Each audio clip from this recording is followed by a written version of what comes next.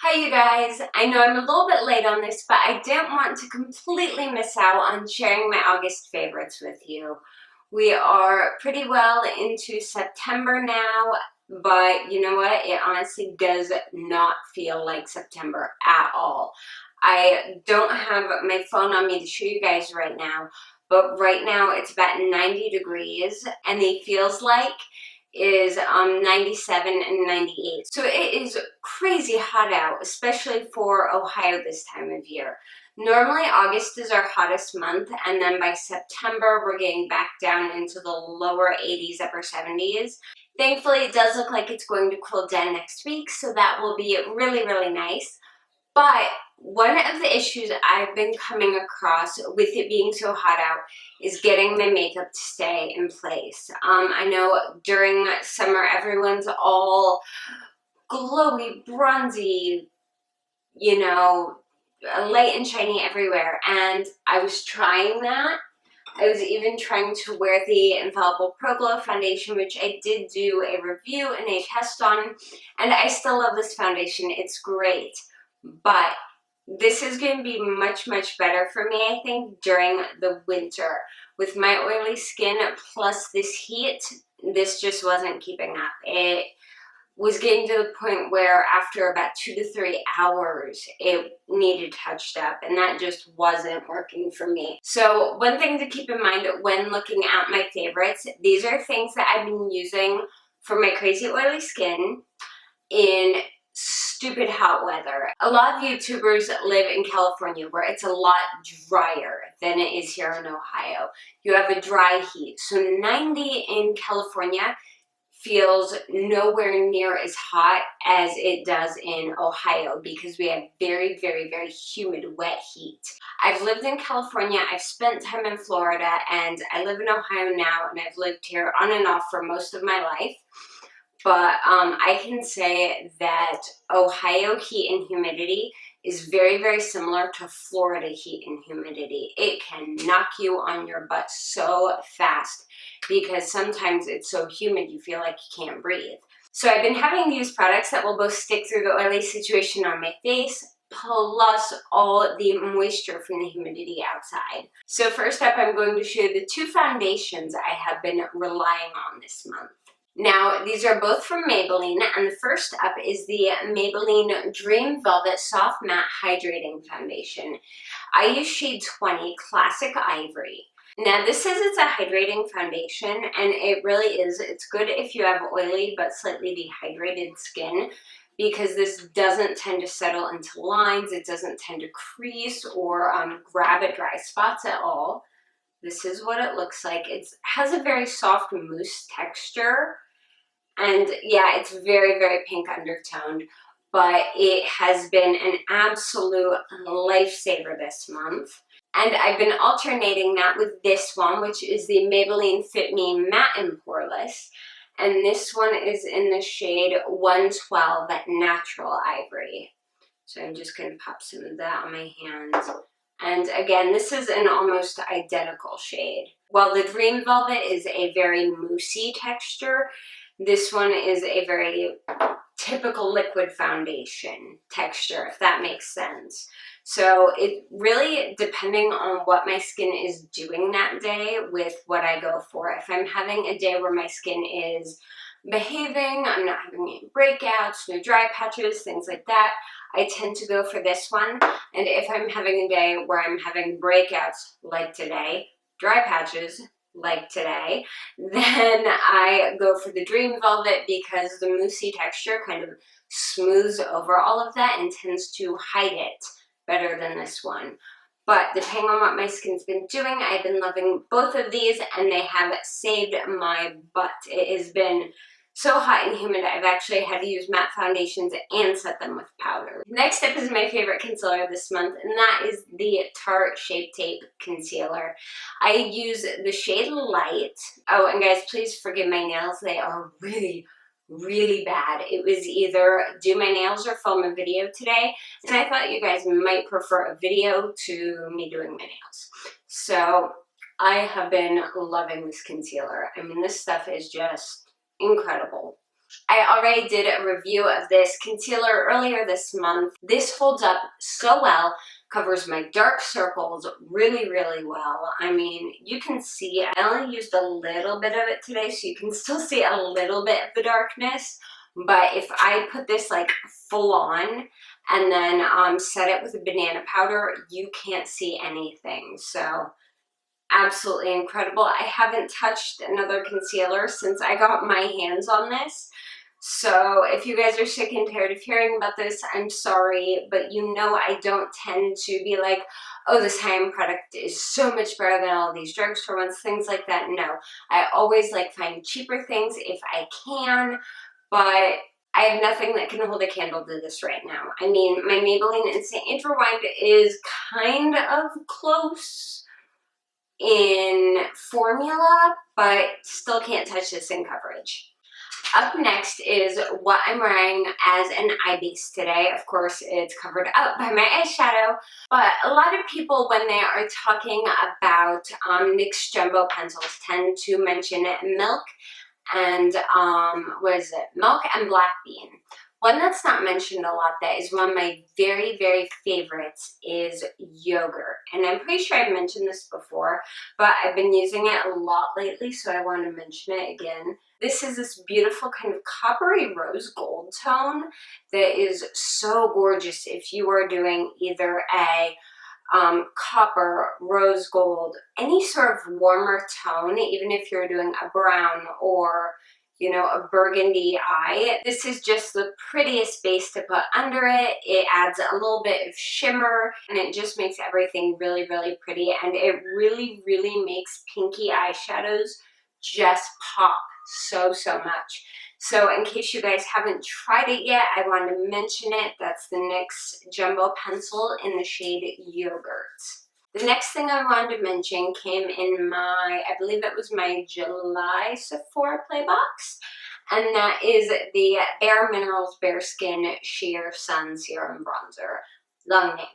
But anyway, I am a huge, huge fan of this. You guys know I'm very, very pale. I don't get too much darker during the summer. I used to self-tan, but I really don't have a ton of time to self-tan, like multiple times a week and do all that. I do naturally get about maybe a half shade darker during the summer, and it's a pain in the butt to buy new foundation. I really, really love how this mixes into my winter, like winter practically white foundations, and makes them so I can wear them during the summer. It's very, very lightweight. It doesn't affect the texture at all, and it looks super dark, but when you blend it out into the foundation, I mean, you can barely, barely tell. And of course, you can adjust 1 drop, 2 drops, 3 drops. For my winter, like super duper, almost white pale foundations, I'll add 2 to 3 drops. And for something like this, which is just a tiny touch pale for me right now, it doesn't look like it in the bottle, but it's a little pale for me, I'll add about 1 drop to it if I don't feel like adding on like a powder bronzer that day, and it really, really helps make it match perfectly. As you guys can tell, I'm already starting to get like winter level pale again, so I won't have to use this for too much longer, but I'm definitely a huge fan of it. Speaking of bronzer, I picked this bronzer up a couple weeks ago, and this is the Wet n Wild Color Icon Bronzer in Ticket to Brazil. This is beautiful. It comes in a huge pan. The tricky thing about this bronzer is it doesn't look matte in the pan. It looks like it has a little bit of shimmer, but when I take this and I swatch it on my hand, you can see that it looks perfectly matte. It is fairly orangey, so I wouldn't use this as strictly a contour.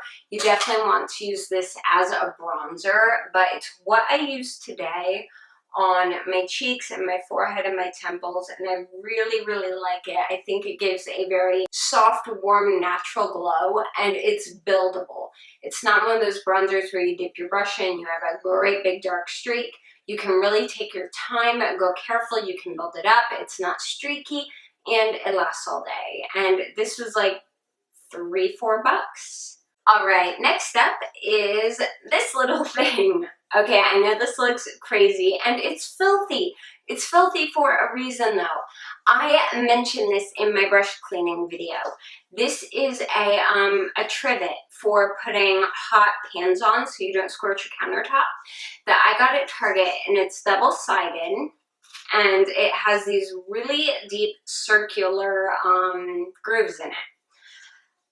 And while I really like using this for washing my brushes, it's fantastic for that. I also absolutely love, and this is why it's so filthy, is using this to change color on my brushes. This one's not super dirty right now, but what I'll do is say I am using this and I want to use it to apply crease color. So I apply the crease color. Then I want to blend it out, but I'm feeling too lazy to grab another brush, or my other brush is beyond help kind of dirty. I will take this, rub it on here. It will pull all of that color out, so I can use this as a clean blending brush to go back over, or I can grab a darker color with it and go back in. So I can just use this as a color changer. Now I know you can buy the color changers in the little tins for like 15, 20 bucks. I'm not sure exactly how much they cost. This was $4 at Target. It's washable. You can throw this thing in your dishwasher if that doesn't gross you out, or you can use baby shampoo or makeup remover, squirt some makeup remover on there and take a little brush and clean it out, reuse it, and it has so much surface area. What I do is I just keep this on my desk, and when I'm doing my makeup, I can just really quickly clean a brush, which is really nice when you used your favorite blending brush for bright blue eyeshadow and you have like 2 minutes to get ready and you don't have time to wash it. So I'm a huge fan of this, and I would recommend picking something like this up because I think it's very, very versatile. These are also heat safe, so you can use it to rest your curling iron or your hair straightener on, and it's just crazy cheap and multi-purpose, which I love. Alright guys, so I'm going to show you 2 more things that I love, and one thing that I'm kind of not a huge fan of. The next thing that I've been really, really loving, and I recently used this in a tutorial, is a Maybelline lipstick. This is one of their matte lipsticks, and this is in shade 660, Touch of Spice. I'm just going to swatch this for you guys. That's what it looks like. It is this beautiful, like, soft berry tone. It's like a cross between like a rose tone and a berry. And I think this is one of the best shades for transitioning from summer to fall. It's a warmer matte tone without being like a super dark purple or red vampy type lip. A lot of the colors that people tend to go towards for fall and winter tend to be very, very dark. And those aren't always the most wearable, especially in August, September time frame. So something like this is very nice, very work appropriate, and it's one of those great transition colors that looks good with almost any type of eye makeup, whether you're going with something a little bit more dramatic or a little bit more simple. And the other thing I've been loving, and I swear I mentioned this in last month's favorites, I can't remember, but I think I did. This is the Benefit Roller Lash. I am kicking my own butt for waiting so long to pick this up because I am so in love with this mascara, you guys. It's what I'm wearing today. This stuff helps hold curl in my lashes, which tend to drop crazy straight no matter what I do. I've tried all the tricks. I don't love wearing waterproof mascara because my eyes are very sensitive, and getting waterproof mascara off is a pain in the butt. This works so well at helping to hold the curl, and it keeps my lashes separated. It's very, very black. It doesn't clump. It doesn't add a ton of volume, which I like because most volumizing mascaras on me tend to just clump my lashes together, and then you have like one giant lash waving hello at everyone, and you're like, crap, I have to redo my mascara and my whole face. But anyway, yeah, I just wanted to share this with you guys again. If you haven't tried it yet and are on the fence about it, I would definitely recommend trying it because I'm a huge fan of it.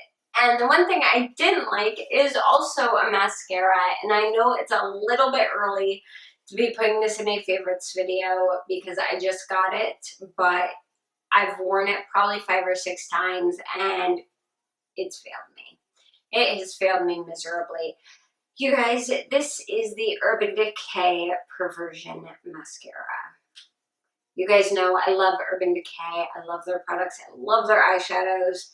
I think they are absolutely fantastic. Love their eyeliners, all that, lipsticks, all it. For some reason, this doesn't work for me. And I think the problem is I looked up online and saw some other girls had this issue too. The thing is I like the feel of the formula. I love this brush. Love this brush. It goes on beautifully. It makes my lashes look stunning. My issue is because of my oily skin, this smudges and smears underneath my eyes. Even if I don't wear any of it on my lower lashes, even if it's just on my top lashes, and I'm going throughout my day, everything's powdered, I'm not shiny at all, for some reason this will transfer and smear and smudge right in these outer corners so bad, which for me makes it pretty much unwearable, which is really, really, really disappointing. I love everything else about it except for the fact that it smears, which drives me nuts. Urban Decay, please come out with either a waterproof version of this or maybe make a version of this that isn't quite as susceptible to smearing from facial oils. I'm not sure what, but I like everything else about it. It just doesn't work for my skin type. And I wanted to share that with you guys. I did get this in the August Sephora Play Box. And in case any of you were thinking about picking this up, I wanted to let you know if you have incredibly oily eyelids or incredibly oily skin, that this might not work for you. So if you did want to try it, I'd suggest trying to find a sample of it first and see if it works with your skin or whether it's going to smear on you. Everything else they make, especially their eyeliners, holds so good on me. Like, their eyeliners are fantastic. So this one just doesn't hold up to my oily skin. That is my favorites and my one not so favorite of the month. I hope you guys enjoyed this video. If you have any questions, comments, or just want to say hi, I'd love to hear from you down in the comments below. If you like this video, please give it a thumbs up. And if you haven't yet, I would love it if you'd subscribe to my channel. You can also keep up with me on Twitter, Instagram, Facebook, and Snapchat. I am pretty much everywhere, and all the links for those are down below. Thank you guys so much for watching, and I will see you again very, very soon. Bye!